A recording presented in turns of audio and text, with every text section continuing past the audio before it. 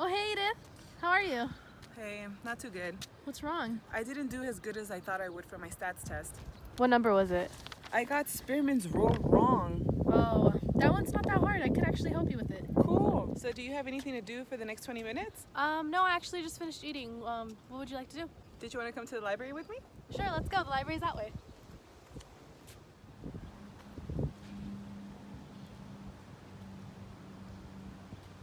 Wants to find out the correlation between smoking cigarettes and being introverted. So what is the correlation coefficient in the following data collected? So we're doing Spearman's rule.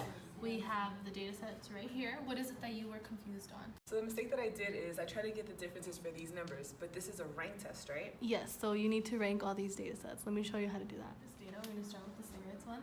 So we start with the lowest number and make our way up to the biggest number.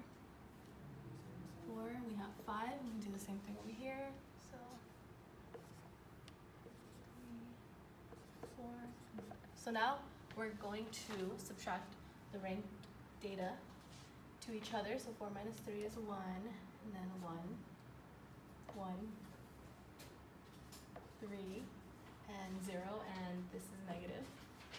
Okay, so now we will square this data, and we have What does D stand for?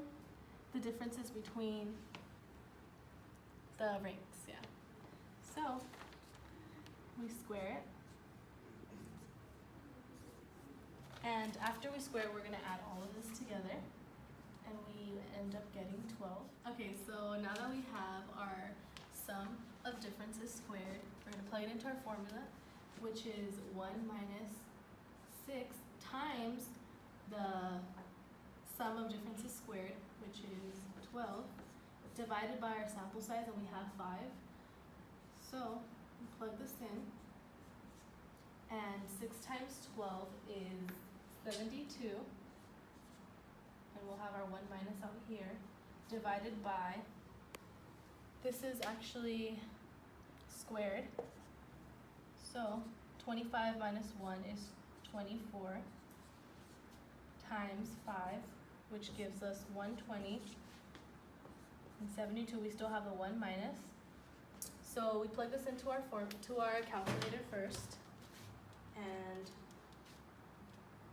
we get 0.6, and now we subtract 1 minus 0.6, and we're left with 0.4 as our answer. Well, that seems simple, but what does a 0.4 mean? So for Pearson's rule, we do know that our numbers are supposed to fall within -1 and +1, but for the purpose of this problem, we know that it's not 0, so we know that there is some kind of correlation. So now that I've explained it to you, let's see if you know how to do the problem that's on the board. I think I got the hang of it. So we have this ranked data. It's already been put in order for us. We do the differences, so we have -2, 3, 6, 1, 1, 1, 2. We square them, and our total is 56. Now that we have 56, we're going to plug it into this formula that you just taught me. 1 minus 6 times 56, and we have 7 people in our sample. So 7, there's a squared here, so it's going to be 49 minus 1. This turns into 48. 56 times 6 is 336 over 48 times 7, it's 336. So we know that this is 1. 1 minus 1 equals 0. So since our number is supposed to fall between -1 and 1, and we have a 0, that means there's no association for this problem.